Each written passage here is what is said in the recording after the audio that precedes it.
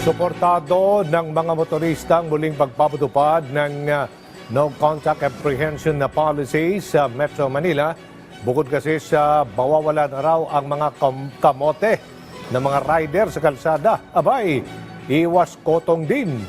May sentro balita si J.M. Pineda. Naniniwala ang motorcycle taxi driver na si Jason na posibleng maging daan ang pagpapatupad muli ng no contact apprehension policy sa pag-ayos ng trapiko sa Metro Manila. Pero dapat aniya, maabisuhan ang mga motorista ng maayos. Okay naman yun para sa mga kaayos na ng dali ng trapiko.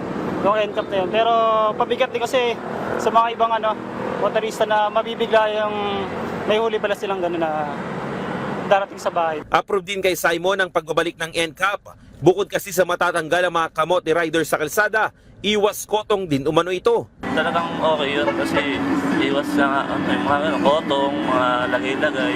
Karamihan sa mga motorista pabor sa pagbabalik ng no contact apprehension policy o NCAP. Sa ilalim nito, tanging mga CCTV na nakakalat sa mga kalsada na hawak ng MMDA ang magiging mata ng ahensya. Walang mga enforcers na maninikit o manguhuli dahil ang mga kamera ang mismong kukuha ng litrato kung may pasaway na motorista na lalabag sa batas trapiko. Isa ang Commonwealth Avenue sa mga tututukan ng MMDA, lalo na at isa ito sa mga major thoroughfares sa Metro Manila. Dito rin pinapatupad ng mahigpit ang motorcycle at bike lanes. Kasama rin sa babantayan ng MMDA ang EDSA, C5, Roas Boulevard, Marcos Highway, Ortigas at mga mabuhay lanes. Sa sobrang high-tech nga ng mga kamera, walang kawala ang mga kamote riders dahil kaya kasing i-zoom at makita ang mga plaka ng mga sasakyan. Ang mga traffic violations gaya ng no seatbelt, disregarding traffic signs, mabibilis at di maingat magpatakbo o reckless driving, illegal parking at iba pa ang mga tututukan ng ahensya na madalas gawin ng mga pasaway na motorista. 3,000 ang pinakamalaki na posibleng multa na kakaharapin ng mga motorista. Kung lumabag ang isang driver, ipapadala lamang ang notice of violation sa address ng may-ari ng kotse at nakalagay dito ang litratong patunay na may violation ka. Nakikipag-usap na rin ang Land Transportation Office sa MMDA para sa mas maayos na sistema ng pagmumulta gamit ang single ticketing system. Dito kasi ay may standard at iisa lamang ang presyo ng mga multa at penalty sa buong Metro Manila. Makipag-ugnayan pa kami, no?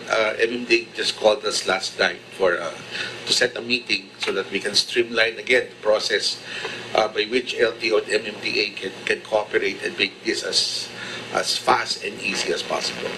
So, pag-uusapan pa namin yung flow. Para naman sa Department of Transportation, dapat maging maayos ang sistema at proseso sa pagbabalik ng NCAP, lalo na at maraming mga second-hand na kotse na hindi pa nalilipat ang pangalan sa mga bagong may-ari. Malaking bagay naman umano ang pagpapatupad nito para sa traffic management na gagawin ng MMDA habang isinasagawa ang EDSA rebuild. J.M. Pineda para sa Pambansang TV sa Bagong Pilipinas.